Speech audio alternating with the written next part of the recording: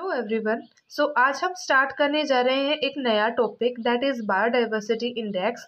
It is important for the students of MSc previous zoology as well as for the students of BSc zoology. So first of all we have to understand what is biodiversity. So it refers to the variety and the variability of all living organisms within a given ecological area. The variety of plants, the animals, the insects, the birds that we see around us all are categorized under the biodiversity. Then diversity, so it is defined as the measure of the number of different species in a biotic community. So when we consider the concept of species, it is categorized under the diversity. The smallest unit of any system is an individual. It combines to form a population, then community in which several species resides, then ecosystem, then biome, and at last the biosphere. So we can say biosphere is the largest unit of any system. So whenever we say diversity is high, that means there are many different species in a community, and whenever we say diversity is low, that means very few species in a community. So now the question arises, why we need a biodiversity index? So comparing the diversity of two or more different biotic communities can give an idea of comparative stability and health of these communities. But comparing and analyzing the results can be difficult when we have to deal with the list of life forms from different sites. It will be confusing. Hence, scientists created the biodiversity index, and also this concept is applied in the conservation aspect. Whenever we know a species number is increasing or a species number is decreasing, we can apply the conservation efforts in that direction. So hence a biodiversity index is a needed thing. Definition: it is a scale of the diversity of plant and the animal species at a particular site. So there are two main components that contribute to biodiversity. First is the species richness, and second the species evenness. So species richness, it means the number of different species present in an area. That is, more species means the greater richness, and species evenness, it means the relative abundance of the different species in an area. That is, similar abundance is equal to more evenness. So as we see in a community 1, there are 4 type of species of tree, each equally contribute to the population, that is 25%. But in community 2, 4 species of the trees are present, but they contribute differently. That is, the last species contribute 70% to the population. So this is the species evenness. So next come to the types of index. So there are 4 types of index that are given in your syllabus. First is the dominance index, then association index, then Shannon-Weiner index, and the similarity and dissimilarity index. Under the dominance index itself, we have to study 3 types of index, that is Simpson index, Simpson's diversity index, and Simpson reciprocal index. So first of all, dominance index. Introduction: all species in the community are not equally important in determining the nature of the community. Each individual, or we can say each species, play a separate role in a community. So dominant species are those that are highly successful ecologically and determine to a considerable extent the conditions under which associated species must grow. That is, they also influence their nearby, or we can say the associated species with respect to them. Species or the species groups which largely control the energy flow and strongly affect the environment of all other species are known as ecological dominant species. So dominance index क्या है? The degree to which dominance is concentrated in one, many, or several species can be expressed by an appropriate index that sums each species importance in relation to community as a whole. मतलब कि किसी भी species जो है कोई भी community के अंदर कितना जो है उसने अपने आप को जो है कंसंट्रेट किया है, कितना उसका एक्सप्रेशन है, कितने नंबर हैं, ओके, एज अ रिजल्ट जो है उसकी इम्पोर्टेंस जो है वो कैलकुलेट की जाती है. फॉर एग्जाम्पल ब्लू ग्रास, जैसे कि हम देखें 48 एकर्स में फैली हुई है. Then oak tree, 2 individuals, chickens 6 individual, turkey 2 individual, horse 1 individual, and the dairy cattle 48 individual. So now as we can see, bluegrass are the dominant among the producers and the dairy cattle are dominant among the consumers. Sometimes biomass may be indicator of dominance for a large organism. Biomass means the total quantity or the weight in a particular area. So it can also be a determining factor for the dominant species. Dominants are fewer where physical factors are extreme. Physical factors are extreme. For example, we can say temperature is more or we can say temperature is less. So example, thus dominance is clear cut in desert or tundra. We can say dominance जो है हमें वहाँ पे बहुत ही कम देखने को मिलता है.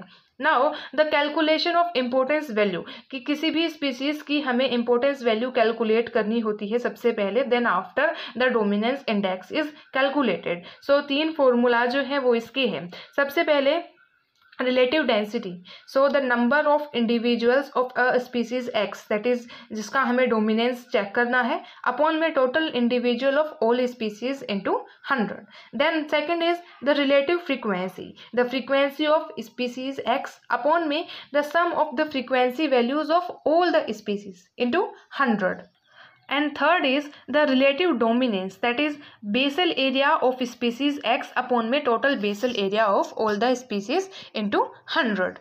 So what is frequency? The probability of finding the species in any one quadrant. Quadrant means we can say a square or rectangular area designed under a plot, and basal area means the cross sectional area of the tree at 1.4 meter above the ground surface. That is, as we can see in this diagram, I have marked this, that is I have to cut this surface from here, so this is the basal area, and if I cut from here then this is also the basal area, that is it is measured from the ground level surface. So how we calculate the importance values of species x? So relative density plus relative frequency plus the relative dominance of the species x. Hence importance value ranges from 0 to 300. Now, according to Odom 1996, index of dominance is calculated as, that is formula C is equal to sigma Ni upon में n का whole square. Ni denotes the importance या value for each species, that is the number of individual, the biomass production, etc. And capital N denotes the total number of importance value. Example है जैसे कि एक community 1 है, 5 species total है और हर एक की जो है equal importance value है 2. एंड दूसरी है that is the community 2, 4 species हैं जिनका है इंपॉर्टेंस वैल्यू नंबर 1 और एक स्पीसीज ऐसी है जिनकी है इंपॉर्टेंस वैल्यू 6. सो इनकी जब हम वो वैल्यू निकालेंगे कम्युनिटी 1 की, तो C is equal to 0.2 and C is equal to 0.4 for the community number 2. This is basically an example for the dominance index. So this is the data that is calculated from a plot. Species 1, 2, 3 and 4 and 5 each have a relative density, relative frequency, relative abundance, and by calculating all this we have to calculate the importance value. Okay, so the formula is here. Now we have to calculate the dominance index. So for species 1, that is Ni is 83. So 83 upon में total, that is 157 plus 28 for species number 2. Okay, 20 for species 3, 12 for species number 4 and 14 for species number 5. So now by putting these values here and by solving these, and at last we have obtained our result, that is C is equal to 0.34, the dominance index. So according to Whittaker 1965, when the dominance is more concentrated in one species, so values are high, and when many species contribute equally, then index is low. So in tropical areas we can see less dominance is seen because there are the values are concentrated in more than one species. सिर्फ एक ही species में जो है आपका dominance वहाँ concentrated नहीं होता, बहुत सारी species जो है वो equally contribute करती है, so that their dominance is seen less. Now we have to move towards another type of dominance index, that is Simpson diversity index. It actually refers to any 3 closely related indices. So first is Simpson's index denoted by D. It measures the probability that two individuals randomly selected from a sample will belong to same species. कि कितने chances है अगर हम दो species को select करते हैं कि वो same आएंगे. Given by Edward H. Simpson. It is actually the measurement of dominance also, क्योंकि dominance index का ही ये एक type है. It D is equal to sigma n upon में capital N का whole square, that is the formula, or it is also represented by this second formula also. So here D is refers to the diversity probability that any two randomly selected species from the sample will be different. If the value is 0, then it denotes low diversity, and if the value is 1, it denotes high diversity. Capital N refers to total number of individual organisms, that is all species combined, and small n is equal to number of individuals of a particular species. So we have to consider here three examples of three type of community, that is community 1, community 2 and community 3. We can see their values also separately. So in community 1, as we can see, there are three type of species. First species number is 36, second are 2 in number, and third species is only 1. So when we apply the formula, that is, it is a combined formula both for the Simpson index and also the Simpson index of diversity. We put these values here, and after that we have obtained the result, that is D is equal to 0.15. So what does it shows actually? It shows two things. First, very low diversity, and second, probability, that says कि if I were to pick two randomly two species out of this square, that is from community 1, and I picked any two, then there would be a 15% chance that I would pick different ones. So there are 15% chances of obtaining two different species. Then community 2. In community 2 also there are three type of species. One is 6, each are 6 in number, that is equal number. So the diversity obtained is 0.71. So what are the chances here? So here there are 71% of chance of randomly picking two, and that are different also. Community 3, there are variety of species. So species 1, that is 7 in number, then again second species 7 in number, then third species 6 in number, then fourth species 6 in number, and then fifth species, that is 3 in number. So by putting this in formula, we obtain D is equal to 0.82, and that denotes very high diversity and 82% chance of randomly picking two species that are different. So second is our Simpson's index of diversity, that is represented by 1 minus D. So value ranges between 0 and 1, but now greater the value, greater the Simpson diversity, as we have seen earlier. In this case, the index represent the probability that two individual randomly selected from the sample will belong to different species, the same concept that we applied before. Okay, then third is the Simpson's reciprocal index.